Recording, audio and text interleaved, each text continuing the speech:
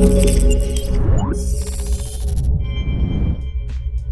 what's going on guys? Arekkz here and welcome back to another video. Today I wanted to introduce you guys to a new game. A game that I've been following closely since last year. Some of you may have heard of this already, but I'd be willing to bet a large portion of you probably haven't. If you were in the most anticipated games discussion stream we did a few weeks back, or you saw the video on the channel afterwards, then you may have got your first glimpse at this. But the game I'm talking about is called Lost Ark. What is Lost Ark, you ask? Well, in short, it is an MMORPG that combines the action-oriented gameplay typically found in games like Diablo or other similar action RPGs with the sense of discovery, immersion, and progression typically associated with MMORPGs. The game features a combination of both open-world environments and also instanced raids and cinematic dungeons. If any of you ever played or heard of a game called Vindictus, then that's a good place to draw comparisons from. Essentially, the open MMO aspect of the game gives you the freedom to explore the world and see other players, meanwhile the more focused activities are where most of the action takes place and are reserved for you and your team. Lost Ark allows players to explore the map on their own ship, discover unique islands along the way, and even conquer and manage these islands however you see fit, with multiple different classes to choose from, each of whom offer drastically different gameplay styles, an in-depth skill system, and even a coliseum for those of you that want to duke it out against other players. There really is no shortage of stuff to do in this game. So if any of that has piqued your interest and you're sitting there thinking, how did this game slip past my radar, why have I never heard of this before? Well, the kicker is that this game is currently only available in Korea, and it's not even out yet, it's still in beta. The most recent closed beta test wrapped up a little while ago, and now players are just waiting to hear more. There's been no indication as to whether the studio have plans to release this game outside of Korea, so it's entirely possible we may never get this game. But since first hearing about it, it has very quickly jumped way up my most anticipated list, and I just can't let it go. So, with that being said, I thought we'd take a deeper dive in this video and really explore what this game has to offer, and ultimately answer the question, what is Lost Ark? If you do enjoy this video, then a like would be super appreciated, and be sure to hit the comments down below and let me know what you guys think. Have any of you heard of this game before? And if not, is it something you're interested in now that you've heard more about it? Let me know. Also, it should go without saying that a game of this type has a great degree of depth to it. So for the purposes of this video, I'm going to go over the high level points, the main pillars if you will, to try and give you guys a broad understanding of exactly what there is to do.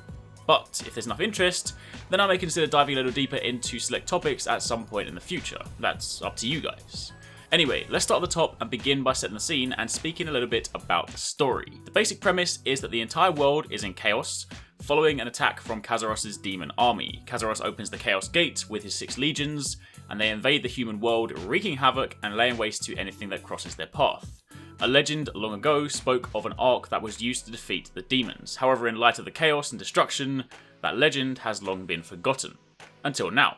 As the player, you must explore the vast world, gather the pieces of the Lost Ark, and use it to stand up to the demons. The story is then told through a series of chapters, and you'll meet characters along the way, but as the basic plot goes, that is ultimately what drives you. So, now you know the backstory, let's first talk about the different classes, since you're going to need to pick one of these to embark on your adventure.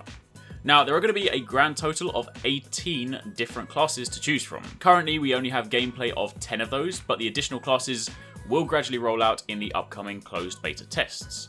I've linked a video down below if you guys want to take the time to look at any of the individual classes in a little more depth, but as a quick overview, they fall within 6 different categories: Warrior, Mage, Fighter, Gunner, Assassin, and Specialist.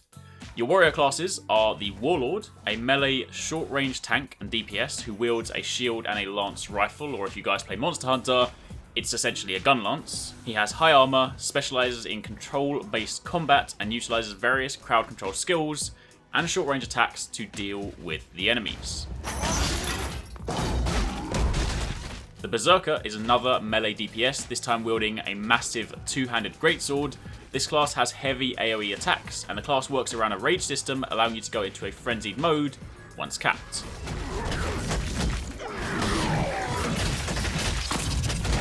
And then finally, for the warriors, you have the Destroyer, and actually one of my favourite classes from what we've seen so far. It's another melee-focused DPS, but this time he wields a giant hammer, and is capable of shattering enemy shields and dishing out some devastating damage with AoE attacks. And if that's not enough for you, he can also use his hammer to physically smash his enemies into pieces.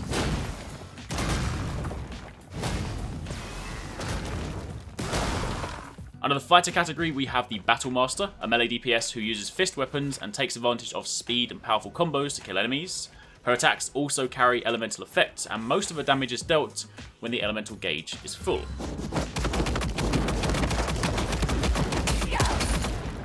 You also have the Infighter, another melee DPS using fist weapons, but this class has much higher damage melee attacks with longer cast times when compared to the Battle Master, and this class, in a very similar way to how the Demon Hunter works in Diablo 3, uses a dual resource system for her attacks.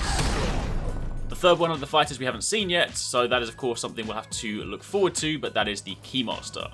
So moving over to the mages, we have the Bard, a ranged DPS and healer who wields a harp and can support the team with a wide array of buffs, debuffs, and healing skills. She can slow enemy movement, increase party damage, and just in general provide some great support options for higher level activities.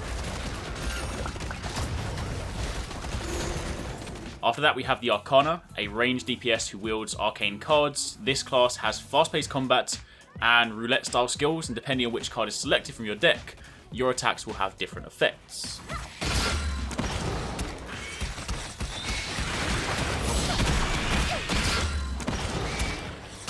Lastly, for the mages, you also have the Summoner, another ranged DPS, this time wielding a staff, and as I'm sure you can guess, this class summons creatures and ancient spirits to fight by her side.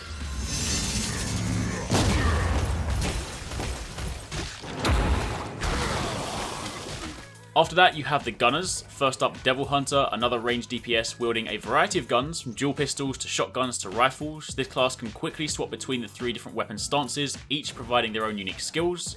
Pistols offer quick attacks, shotguns for short range burst skills, and the rifle for long range, powerful attacks.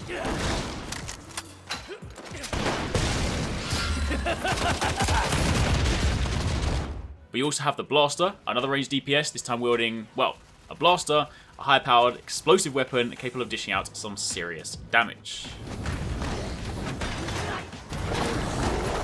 And the third class we haven't seen yet under this category, and that is the Hawkeye. The other 2 class types are also a mystery at this stage, but the Assassins have a Shaman King, a Pirate, and a Shadow. Meanwhile, the Specialists have Astrologers, Musicians, and Alchemists. So there's still a lot to find out, but at least now you can begin to see some of the options that'll be available to you. With regards to the skills, speaking more broadly, each character can equip a total of 8 active skills at a time. These can be swapped out as needed, again in a very similar fashion to Diablo 3. But there's also what is known as a tripod system, where each active skill can be customized to have completely unique effects according to your playstyle. That is sort of like Diablo 3's rune system, but it's a little more complex. There are 3 tiers of customization, each branching off one another to create dozens of possible effects for the same skill. So yeah, there's a lot of stuff to play with here. Also, while on the topic of skills, it seems like an appropriate time to mention life skills. See, when you level up in Lost Ark, you do so in 2 ways, battle levels and life levels. Battle levels come from general gameplay, killing enemies, completing quests, the like. Meanwhile, life levels come from life skills, like gathering resources, fishing, drinking games, card battles, etc. There will be other skills added later on, but for now, those are a few examples. So in true MMO fashion, if you wanted to pass some time and do something a little less combat intensive, you could go off and keep yourself busy, fishing, gathering, or other things like that, and still benefit from it in the process. Now, that's a fair bit already on classes and skills, so let's dial it back a bit and talk about some of the activities. I mentioned that this game has raids and dungeons, so let's start there. One of the coolest things I've seen in a while are these things called cinematic dungeons. These are typically found in secret locations throughout the world, but these offer large-scale, unique experiences. You'll need to work together as a team as you progress through the dungeon, and they genuinely do focus more heavily on teamwork than some of the other activities. But you'll then work your way through these levels, or these vast dungeons, often being chased by the boss in a very sort of cinematic nature. It'll destroy sections of the environment, force you to work together to advance, and as with any good dungeon, it'll ultimately culminate in a final battle, and then some sweet loot. You also have raids, and one of the really interesting ones are these things called Guardian raids, which actually sounds a lot like Monster Hunter quests.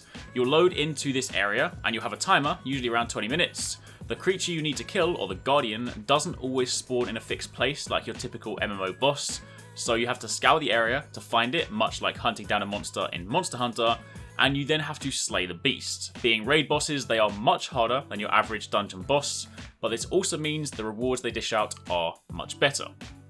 However, on top of that, there's also a whole lot of stuff you can do in the open world as well. Sometimes whilst roaming around, these chaos gates, the ones that I mentioned from the story, they will open up and hordes of demons can come streaming out. Players near the gates then get alerted to this and they are then able to get involved in open world events. There are also open world bosses which require players to work together and take advantage of the environment and surrounding items to defeat. There are also huge scale open world battlefields where you can go to earn guild points, PvE arenas for taking on elite monsters, and a ton more stuff too. I already mentioned that you can discover islands whilst exploring and control these yourself, so whether you want to explore the open lands or focus on the more hardcore instance activities, again, there is a ton of stuff to do. And they keep adding more stuff with every test too, so quite how much stuff there will be in the final game, once it's done, we really don't know. Of course, for those of you with a competitive edge, you can point your attention to the Colosseum. This is arena-based PvP for either 1v1 or 3v3, it supports matchmaking, and there are also various battle types too. Now, I could honestly go on for hours talking about some of the finer details of the game. There are different types of quests, dungeons, other activities, there are mini-games you can play, additional life skills due to be added, there's guild support, and more. But I think for the time being, that's a pretty good opener to show you guys a little bit of what Lost Ark has to offer. I'm really keen to hear what you guys have to say now that you've seen and learn more about it. It is for sure a game that I will be keeping a close eye on, and if you would be keen to hear more and learn a little bit more about some of the different aspects, then definitely let me know.